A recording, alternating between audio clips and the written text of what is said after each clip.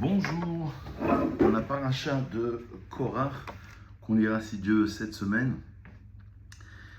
C'est Korach qui a été le fils de Itzhar, le fils de Kehat, le fils de Lévi qui se sépara, comme le traduit d'ailleurs le Onkelos Veit Pelag, ainsi que 250 chefs des tribus.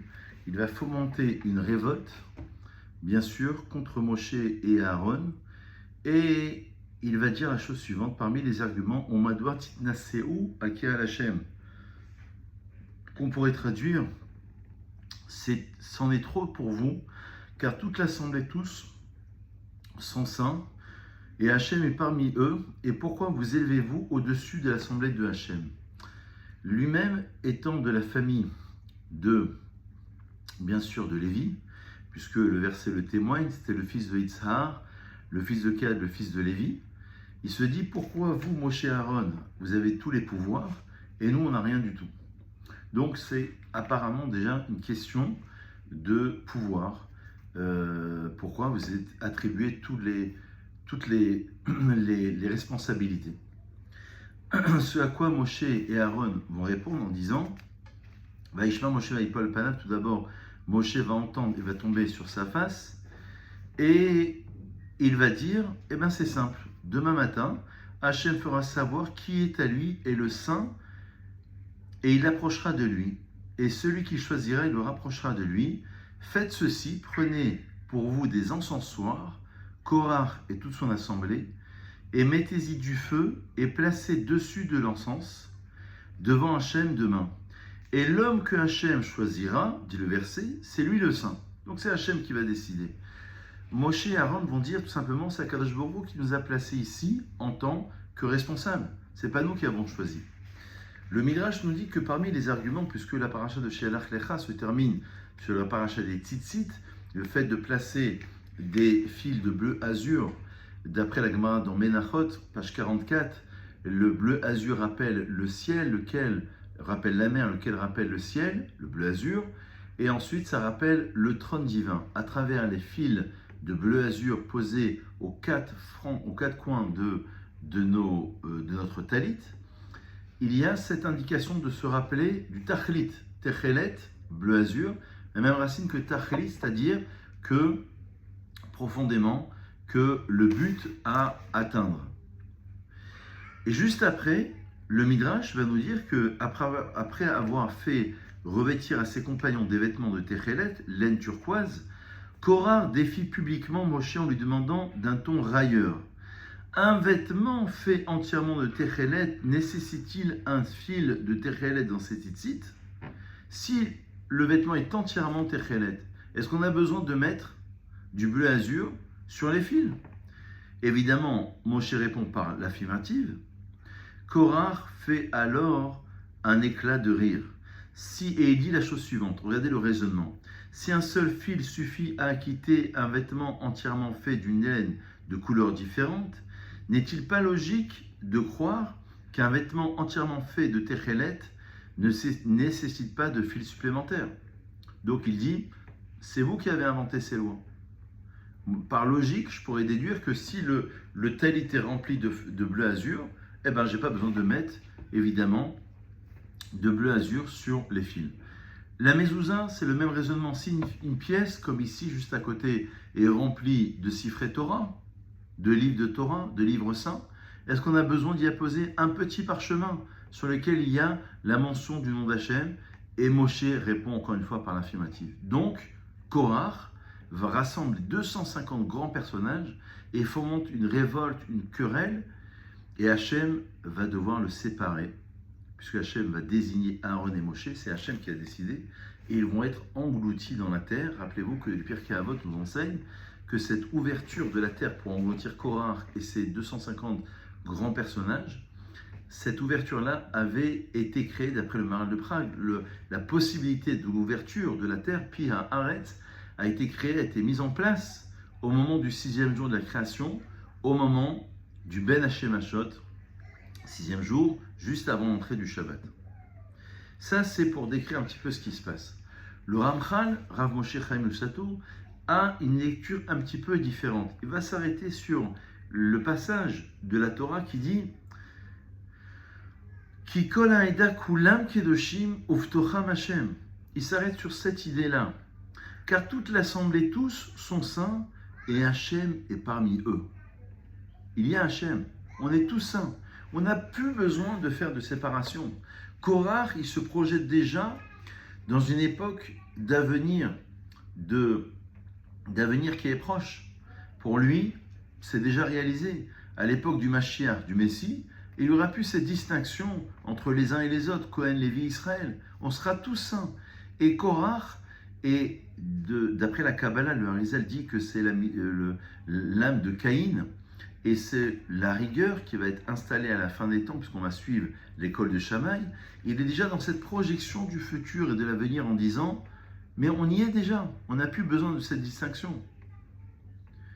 Et donc c'est là où il y a l'erreur de Korach. Et d'ailleurs la Gemara va donner une formule à cette paracha en disant Sha'a dohakato. Kol adochet sha'a, sha'a dohakato. Celui qui anticipe l'heure, il a dit des choses qui étaient logiques, qui étaient pas si fausses, de dire qu'on est tous saints, pourquoi faire cette distinction?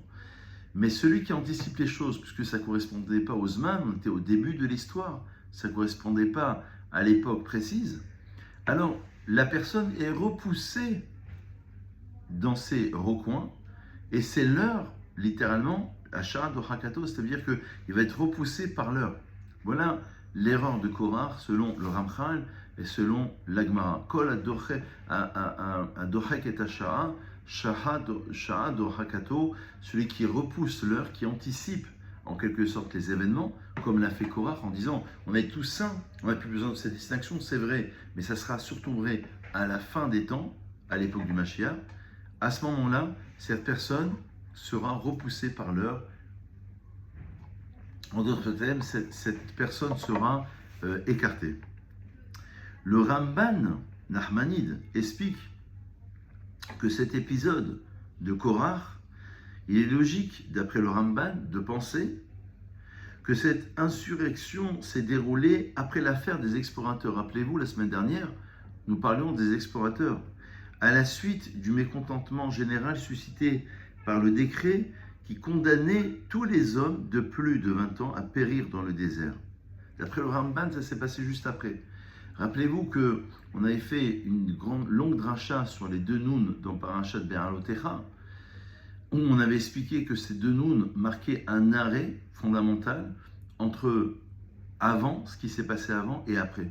Avant, c'était l'élévation spirituelle très élevée, et après, c'est la chute. Vayiram kimit odenim. Le peuple a commencé à se plaindre. Ensuite, on a l'épisode des explorateurs qui vont dire du mal sur la terre des races Israël. Ensuite, on a Korach qui fomente une révolte. Et donc, on est dans une succession de plaintes, d'engendrements, de choses qui sont négatives. Il y a un autre point intéressant, cette paracha, c'est que Moshe, avant de répondre, il tombe sur sa face.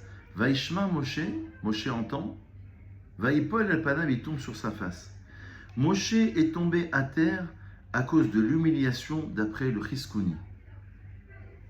Il se considère désormais impuissant à solliciter le pardon divin pour le peuple. Celui-ci a adoré le veau d'or et s'est plaint sans raison valable. Et il a ajouté foi aux paroles des explorateurs. D'après le Rashbam et le Ibn Ezra, d'autres grands commentateurs, à chaque fois, Moshe a prié pour lui, d'après Rashi, c'est la 4e fois que le peuple défie Dieu, et Moïse pense ne plus pouvoir intercéder à nouveau, d'après Rashi.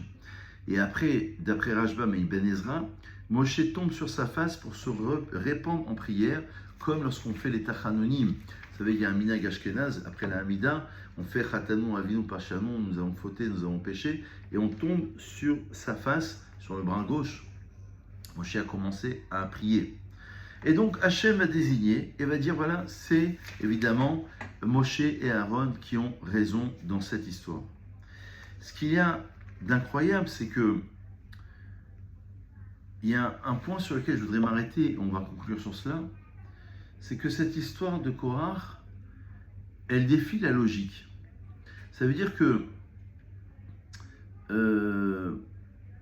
Korach, il suit un raisonnement personnel. d'après le Rav Goldwurm, eh ben, il a trouvé un contexte, Korah, pour délégitimer Moshe et Aaron. Et donc, il commence à prendre en dérision les commandements divins. Plus que cela, il soupçonne Moshe d'avoir fait preuve de favoritisme en nommant son frère Kohen Gadol. Peut aussi bien l'accuser d'avoir inventé de toutes pièces des lois sans aucun fondement logique et ne s'inscrivant pas dans la volonté divine. C'est ce que nous diffère, si vous voulez, de certaines obédiences qui considèrent qu'il va falloir mettre à jour et il va falloir renouveler un petit peu ce qui s'est passé, c'est-à-dire les lois de la Torah, les actualiser et comprendre que profondément, l'histoire a avancé, l'histoire est moderne, et donc il va falloir faire avancer l'histoire. Ça, c'est l'erreur de Korah. L'erreur de Korah, c'est de considérer, de faire une séparation entre l'essence divine et la volonté humaine, en disant, c'est l'homme qui réfléchit. Certains pensent comme ça, certains vont déconnecter carrément la position d'Hachem d'une logique humaine. Nous disons que toutes les mitzvot sont reliées à Hachem. On ne peut pas faire ce genre de séparation. Ce n'est pas l'homme qui détermine, ce n'est pas l'homme qui pense. La Gemara nous dit que le Sanhédrin qui siégeait et qui jugeait, tous les membres du Sanhédrin, jugeaient à l'intérieur du temple de l'Eshkat Agazit, la pierre taillée, la pièce de la pierre taillée, il jugeait à l'intérieur du temple, comme si on signifiait que toutes les lois qui vont s'inscrire, c'est un sujet de modernité, d'actualité. Lorsqu'on pense l'euthanasie aujourd'hui en France, lorsqu'on pense certains débats de société, il est intéressant de constater qu'il y a des choses qui nous transcendent, qui nous dépassent. Et ce n'est pas uniquement, comme le pense Korah d'ailleurs, l'homme qui va choisir, qui va dire non, ça c'est logique, ça c'est pas logique. C'est une Torah à la carte. Une Torah avec un menu comme au restaurant, où l'homme a l'impression que c'est lui qui choisit, c'est lui qui a la position de considérer ou de ne pas considérer. Nous considérons que justement, dans le Techelet, puisque c'est un des arguments de Korah, on l'a expliqué tout à l'heure, dans le bleu azur, il y a un tachlit, il y a un but, il y a un objectif. Cet objectif, c'est la liaison avec Dieu. Le Maharal de Prague, pour conclure, nous explique que c'est quoi une mitzvah? C'est relier la temporalité avec l'intemporalité. Considérez que je mets les tefilines, je fais le loulav, je fais une bénédiction sur un verre d'eau, je fais Shabbat, je relie la dimension de la temporalité avec la dimension de l'intemporalité. Et l'erreur serait que l'homme soit mis au centre et qu'il pense, qu'il considère la société.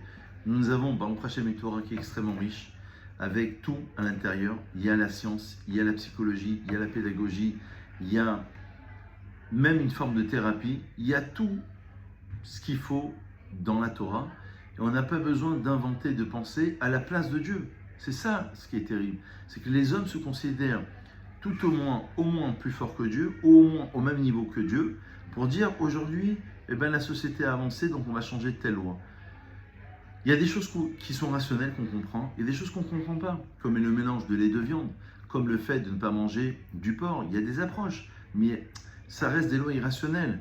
Ne pas mélanger sur un vêtement du lin et de la laine, ça reste des chokim, des lois irrationnelles. Le Harizal a donné des symboles.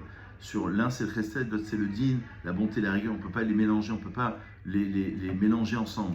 Mais ça reste des lois irrationnelles. On considère qu'il y a une transcendance, il y a quelque chose qui nous dépasse. C'est Dieu qui a créé ce monde, c'est Dieu qui a installé ce monde, c'est Dieu qui a pensé ce monde, et c'est surtout pas à l'homme qui est limité dans son raisonnement, dans sa logique, de pouvoir défier Dieu, de pouvoir dire à Dieu et au judaïsme et à la Torah, c'est pas comme ça qu'il faut faire, c'est autrement qu'il faut faire.